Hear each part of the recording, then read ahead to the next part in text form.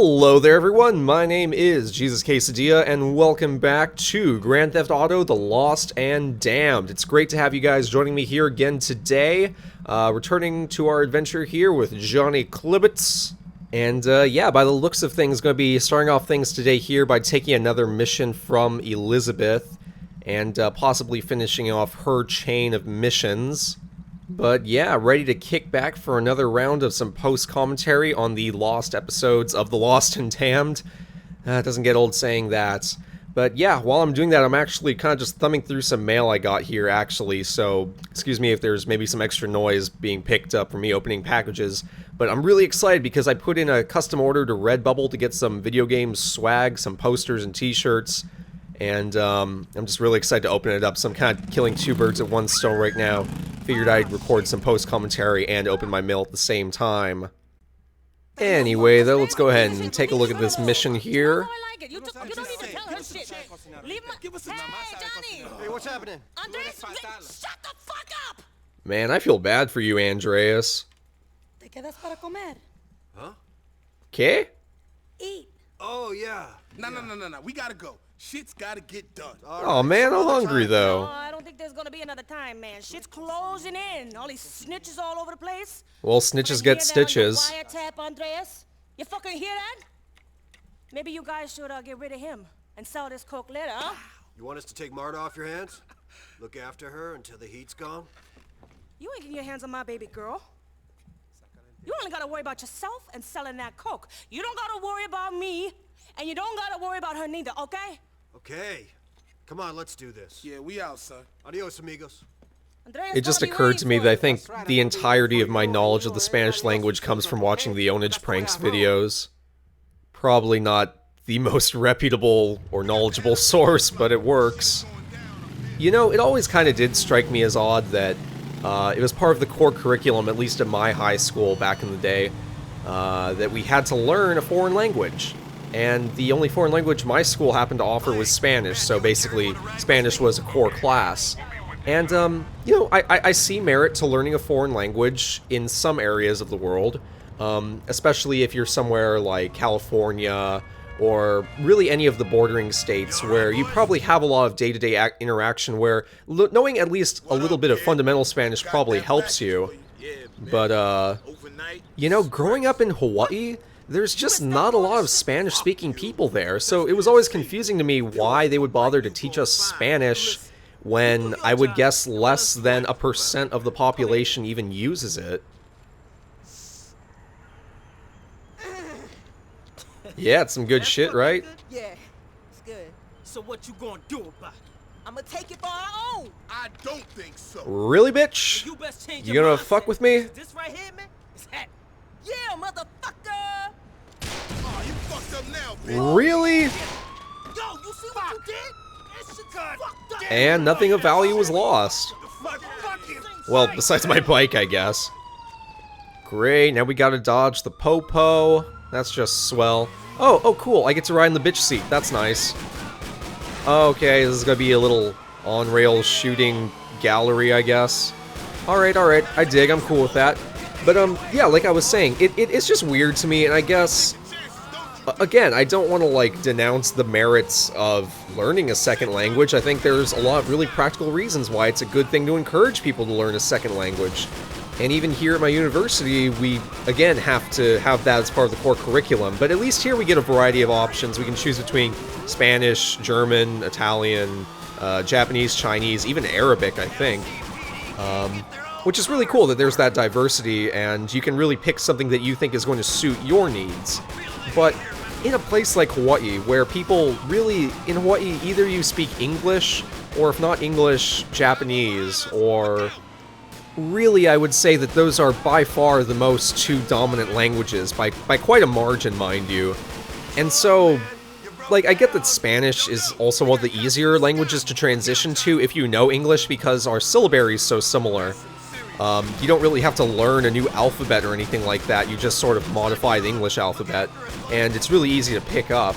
A lot of the words are actually held in common. But, you know, I haven't needed to speak Spanish a single day of my life.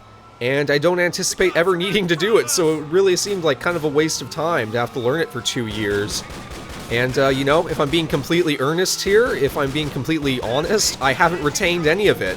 I spent 2 years learning the damn language, and I've pretty much forgotten all of it, aside from, you know, maybe a couple words here and there. But, whoa, damn. You do not fuck with Johnny Clubbits, let me tell you. You know, I kind of... I'm not sure how I feel about segments like this, so here's my thing. These sort of on-rail segments are kind of cool because they allow the game to have these really awesome action set pieces, like the gas station blowing up just a second ago. So, I get that you need to have scripted sequences sometimes in video games in order to have really cool stuff happen, but it just feels so inorganic. Like, something isn't as cool if it's scripted in the game to me, and that's why games like, I don't know, like the later Call of Duty games aren't really that interesting to me anymore, because everything that happens in the games are basically scripted. And so my experience with a certain mission in the game is going to be no different than anybody else's experience with the mission, because they're kind of like forced to go down a certain linear path in terms of key events that are going to happen, like that gas station blowing up. So, I don't know, one of the things that I enjoy about video games that are more open-ended, I guess, is that you and a friend can play the same exact mission, but do it in completely different ways. Just tackle it in ways that are fundamentally different, and share your experiences about that. And I feel like in games like, I don't know, a lot of recent games tend to go down this trend of having scripted sequences. I feel like the issue is that you don't have that same storytelling relatability, where after you and a bunch of your friends play a game, you can talk about it and share how your experiences were very different in certain missions. Like, maybe one of you handled the mission in a very stealthy way, maybe one of you went in guns blazing. But when it's set up to be very linear like this, it's hard to have that same kind of exciting conversation about video games.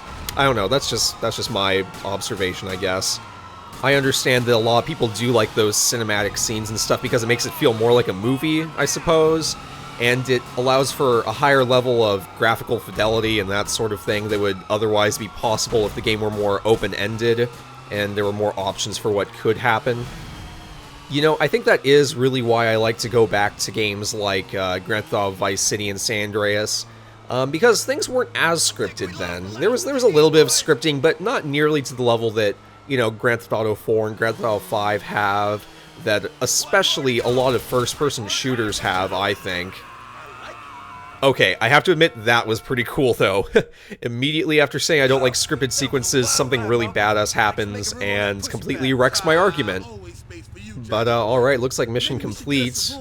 Probably. I heard you and your brothers like that hardcore, hard rock bonding shit. Oh, this guy's got jokes. Alright. You gotta take this shit back to Liz. Right. Yo, Catch you around, Johnny. you wanna kiss your daddy? Whoa there. Peace out. See you boys later. Alright, well, cool. Looks like that's another mission down. Check that one off. And, oh, there you can see the age of how old these videos are. Yeah, these were recorded back in 2013. Yeah, those have been sitting on my external hard drive this entire time. It's really hard to believe that it was really a year ago that I did all this stuff. It's kind of crazy to think about. Alright, let's get Liz on the phone. Do I have some bail money at least? Deal didn't happen. Buyer got smart, pigs got involved. Our friends are heading back with the product. Things couldn't get much worse here, you know. You know, these is tough times. You better stay away from me and Marta for a while, huh? See you. Uh-oh, sounds like some shit went down there. If you see me rolling in a cop car. Weird times call for weird measures, Liz. You know, I get the feeling that you probably find out what happened to Liz either in, if not the main game, then probably in the Ballad of Gay Tony. I honestly don't remember. I hate to always hate on Grand Theft Auto 4, but it's just so much of a letdown. I was so hyped on the game, especially after San Andreas, and didn't deliver. Not in the slightest. I call bullshit on all those game reviewers that gave Grand Theft Auto 4 a solid 10 out of 10. I don't know what the hell they were smoking. I mean, they were probably paid off to do it, or they were just riding the hype train, but I don't know, man. Give you two a conjugal visit trailer if you ask the screws nice. Fuck you, Johnny. Why you being like that? I just like Billy, that's all. You like a lot of people, Ash. Use a hoe. Stop saying that. It's meaningless. You don't even know what the words mean. Don't fall for those psychos, Johnny. She's just gonna drag you down, man. Okay, well, it actually doesn't look like I have any missions on my minimap right now. That's weird. Well, alright, looks like we got some downtime. If I'm not mistaken, I think the next mission is taken from Ashley. She kind of sporadically has these missions here and there every now and then. And, yeah. I don't know. My feelings towards Ashley and Johnny have changed quite considerably in Grand Theft Auto 5. I won't say explicitly why, for the benefit of those who have not played the game. But suffice to say, yeah. There's quite some finality to their story if you do decide to pick up that game and play it. Which, I'll be more than happy to rant about once I do my Let's Play of that game. It looks like I'm going to an ammunition or something? I don't know what the deal is with that, but okay. Oh, and I get a call from Ashley right on cue. What is it this time? Hey, Johnny boy, it's nothing. I mean, it's something, but it ain't like you think. Are you in the middle of a gangbang right now? Ray Bocino. That Guinea? Jesus, what you doing with him? We're not doing nothing, Johnny. Nothing we ain't supposed to. I need you to meet him is all. We're over at Drusilla's in Little Italy. Can't wait to see you, baby. Oh god, there is no way this could possibly end well. Gotta go meet with Sugar Ray. Oh man, wow, I just remembered Sugar Ray, that band from the, what was it, the 90s? I don't even remember when they were relevant. They only had like 2 hit songs anyway. Although, they did have that one song, Mean Machine, in the video game Road Rash that I loved. Well, I love the video game anyway, and that song just kind of makes me nostalgic for it. Road Rash, if you guys didn't know, is this really badass racing combat biking game. Actually, it's kind of irrelevant because I'm talking about it while playing Lost and Damned. But basically, it was on the N64 and possibly some other consoles. I think there were a couple games in the series, but the one that I owned was Road Rash for the N64. And basically, you could race these bikers, and while racing them, you could pick up weapons, kind of like power-ups, like crowbars, steel chains, and stuff like that, and use it to knock off the other riders. It'd be a cool series for them to reboot. What's up, baby? Nothing. Ray's a friend. He's... Raise a friend? What are you talking about? Yeah, he's a friend. You know, he's a friend. God, like you're you. tweaking Yeah, hard, I mean, not chick. like you, but you know, we ain't doing nothing. I mean, not at the moment. But he's a friend, and he's been real good to me. And we need you to do this for us, all right?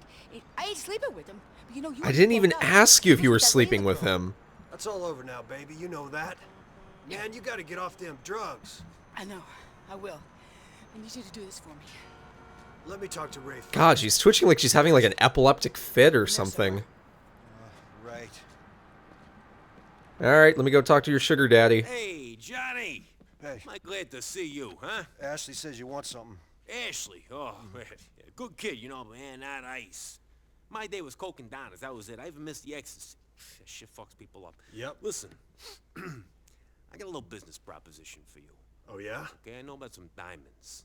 Illegal, never in the system, easy to move, no insurance. Couple millions worth. Bought by wise guys, from wise guys, for wise guys. You understand? No taxman, nothing. Got our names all over them. Right. Problem. I can't be seen near them. All right, let's just call it a conflict of interest. Well, I imagine that happens quite often with you, Ray. Oh, yeah? You don't like me too much, do you? Yeah, I can't say I'm particularly a big I tell you fan. what, you go do this job, you get yourself some real money, you can buy yourself some real friends. Yeah, I should do that. The ice is being held by a guy named Gay Tony. You're gonna need a little help on this. Should be no problem with that. Good. And stay in touch. Alright, sounds good.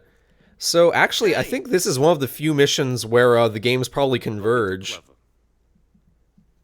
From the sounds of it, anyway. There's a couple missions like this. I think we've probably already encountered a few. I'm forgetting my own Let's Play already because it's been so long. But yeah, there are a handful of missions where all 3 of the game's main protagonists will converge on each other.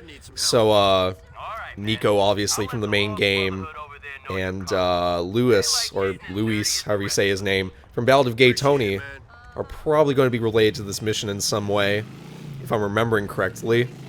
Anyway, yeah. Actually, I made a trip down to the Pike Place Market today. There's a really cool comic book shop at the bottom of the Pike Place Market here in Seattle, and they sell some, like, I guess really just a lot of pop culture stuff, also a lot of gaming stuff as well. And they had these Portal 2 companion cube lights that I bought, and I've strung up around my room now. They're so awesome. They're like little lanterns. Well, Maybe lantern isn't the right term, although that's kind of how they look. The way they emanate light is sort of like Japanese paper lanterns, but they're not made in that way at all. That's just the best way I can think to describe them. But yeah, they're little companion cubes, and they're all over the place now, and I love them. It's kind of nice. I really like that store. They have a lot of nice stuff there. And alright, that's just swell. Looks like the Lost Brotherhood has our back here. Was thinking about getting a Lost Brotherhood t-shirt. I think they have those on the Rockstar Warehouse website. If you guys didn't already know this, Rockstar Warehouse is basically Rockstar's official merchandise center online. And they have some really cool stuff. They have a bunch of collectible, like, Kubrick sets. Kubricks are kind of like Legos. I'm not going to say that they're better or worse than Legos, but that's basically what they are. Of the Vice City, Grand Theft Auto 3, and San Andreas main characters. They're really, really cool. And there's a bunch of t-shirts and other stuff, too. I think there's actually a plush of Franklin's dog from Grand Theft Auto 5, the name of which I can't remember. I want to say his name is Chomp, or something like that. Sounds vaguely correct for some reason. In any case, yes, if you guys are Grand Theft Auto fans and you don't already know about it, I definitely recommend that you go check out that website. It has a lot of really neat swag on there.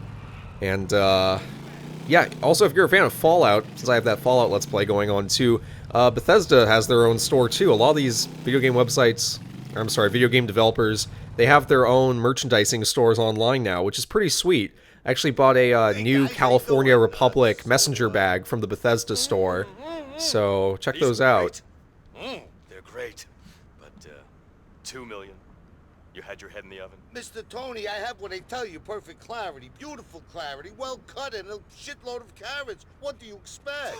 Tony, they're gorgeous. They're simply fabulous. Please get out of here. This is too much. No, ignore him. He's probably been up all night with some bimbo. Tony, you're a chef. Well, cook, yeah. Chef Boyardee. How about I throw that into the equation? What's the price? Look, here's the money we agreed upon, less 10%. Just give us the ice. All right. Here. Tony, can I hold them? Assassin's Creed, Liberty City. I guess now's the time to get out the hidden blade. Oh, shit, Tony, we out of here. Come on, let's go. Yeah, being stealthy has never been the strong suit of bikers, I guess. Alright, well, time for a gunfight. Or we're just gonna run, I guess? Okay. Oh, okay, we're gonna take out the car and try and get the diamonds, I guess? Well, whatever the case may be. You know, seeing a mission like this now, kind of in retrospect, I guess, I can kind of see how they transitioned to the multiple character thing with Grand Theft Auto 5, because they had a lot of this character convergence in the expansions for Grand Theft Auto 4, with Lost and Damned and Battle of Gay Tony. I guess Grand Theft Auto 5 is just sort of the next expansion of that, or expansion of that idea anyway, where instead of having 3 separate games... Did I just die? Okay. That's awkward. Hopefully the mission just starts me back up from the same place. No, it doesn't. Shit, am I going to cut this out of the video? I honestly don't remember how many times it took me to complete this mission. I didn't even remember if I died or not during the course of the game. Oh, okay, that's cool. The checkpoint system comes through for me, so I guess we'll try that again. But, yeah, I kind of see Grand Theft Auto 5's multiple character thing as being just the next evolution of what they were kind of trying to do here in Grand Theft Auto 4.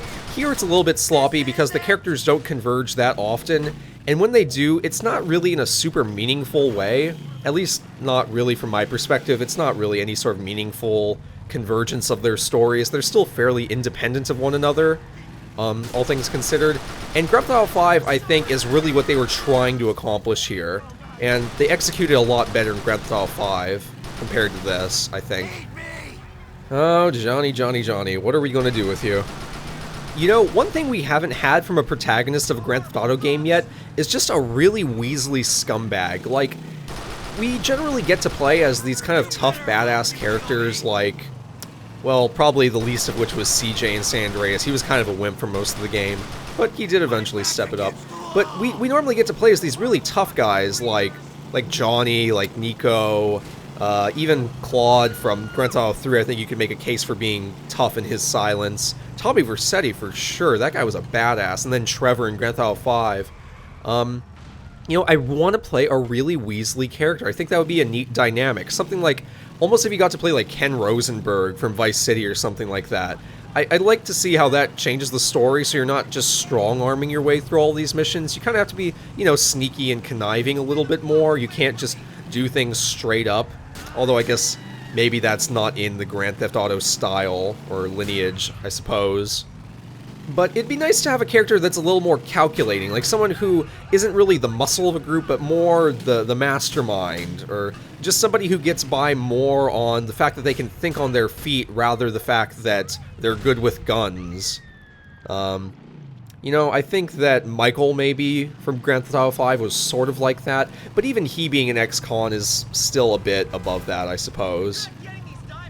But, oh wow, did he just, like, glitch and get stuck on that side of the building there? Yeah, I think he did. I kind of remember that happening when I played it now. Well, alright, cool, those diamonds are going to be ours. Maybe we can open up a jewelry emporium. Kay, the diamond jeweler. You know, diamonds are the most ridiculous thing. They're just so arbitrarily valuable. There's no intrinsic worth to them whatsoever. They're just these shiny rocks. Not that anyone doesn't already know that, but their cost is just so artificial and inflated. There's no reason why they need to cost as much as they do. They're actually really abundant. It's not like they're rare or anything. You can create diamonds relatively easily, from what I understand. So, it's just silly to me that people obsess over them the way they do. But, okay, as long as there's a market for it, I guess we're in the business of acquiring diamonds for that market. We gotta get our money somehow to fund this club. And, sounds like we're gonna be taking these diamonds to a drop-off point here. Leave the diamond in the 2 trash bags. I can't imagine that's the safest place to leave them. You know, in the year that I've been gone, I've gotten to play a lot of games in my free time. I noticed that was something when I was doing these videos, is that, usually I wouldn't have a lot of free time for playing games. I would normally only play games if I was sitting down to record a video or something like that. So, in the year off from making videos, I've had the chance to, like, play a lot of the games that are sort of in my backlog. One of the really exciting ones that I had actually owned for a while but never played was Persona 4. And I actually ended up picking up Persona 4 Golden for the PlayStation Vita, mostly because I wanted more games for my Vita library, because at the time I didn't have too many. There weren't a lot of titles out yet, and I heard that Persona 4 Golden was pretty good. Just in the last few months, I got around to playing it and beating it, and my god, is that a fun series. The Persona games and the Shin Megami Tensei games, if you're a fan of RPGs at all, turn-based RPGs or otherwise, they are phenomenal games, both story-wise. Well, in the case of Persona anyway, the story's pretty good, but the gameplay's great. And, at least at the time of me recording this video, so I don't know if it'll still be going on by the time I upload it, but, right now on PSN, I think that Persona 3 is discounted, and so I went ahead and bought that, and I've been playing my way slowly through that, and it's just as fun. It's great, and what's better is I get to play it on a TV instead of on a little tiny handheld, so that's fun too.